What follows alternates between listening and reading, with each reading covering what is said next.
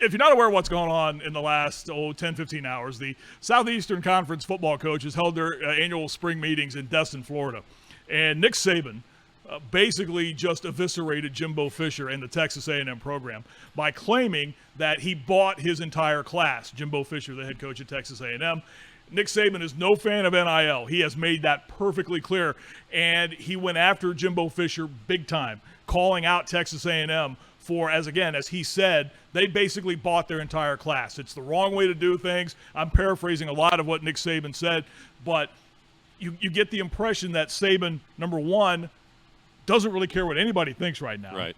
He's at that point in his college coaching career where he feels he can do that. Now, he has apologized in a roundabout way to Jimbo Fisher, who is refusing to take his calls and wants nothing to do with him, which is really great as well, too.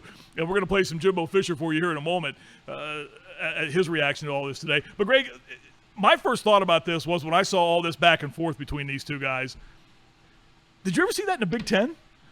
I mean, was there ever a Big Ten coach that called out another coach? It's a different landscape down there. It really is. I can't think of any coach jumping on another coach that hard. You'd have to think long and hard to come up with that. I'm sure Woody and Bo probably did it, But not like that. No. Not like that. I don't think for a second Woody ever thought Bo was cheating. I mean, he knew him too well. I don't know. He probably thought so. Well, okay. I'm sorry, but the Big Ten, and I guess that's one of the differences in the two, landscapes between the two conferences. Yeah. The Big Ten has always had a congenial, collegiate, hey, we're all in this together type mindset. True. The SEC has not. Yeah. They don't care.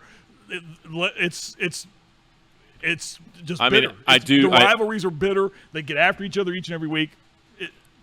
I can only recall in the 1987 Cotton Bowl, I was part of that team. Earl Bruce said some things to us about Jackie Sherrill, who was the coach then at Texas A&M, that didn't reach the media, but he pretty much called him a criminal, pretty much. I mean, cheaters, whatever. I mean, he saw whether it was true or not, we believed it. So that was a sales pitch to us. Right. And he believed it. Trust me, he believed it.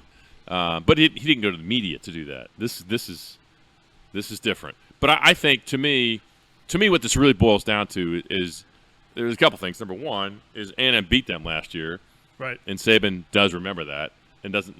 I'm sure he has. There's no love lost there between those two. But the reality is the recruiting landscape has changed immensely. And example being, this past week I played in the Ohio State former players outing.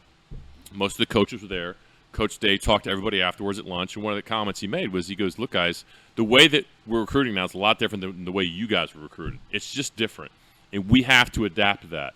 We have to tap into these collectives because that's kind of the way it's going, and we got to go that direction, or we're going to lose ground recruiting. So it was an interesting standpoint that all these coaches have to embrace where they're at, where they're going quickly, and Saban obviously doesn't want to change because he's had a huge advantage in recruiting.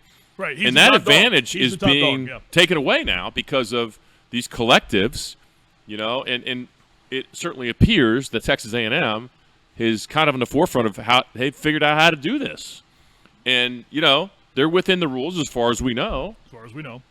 So, that's why you saw Jumbo bounce back today like, no, in a very, let's say, direct way in the media today.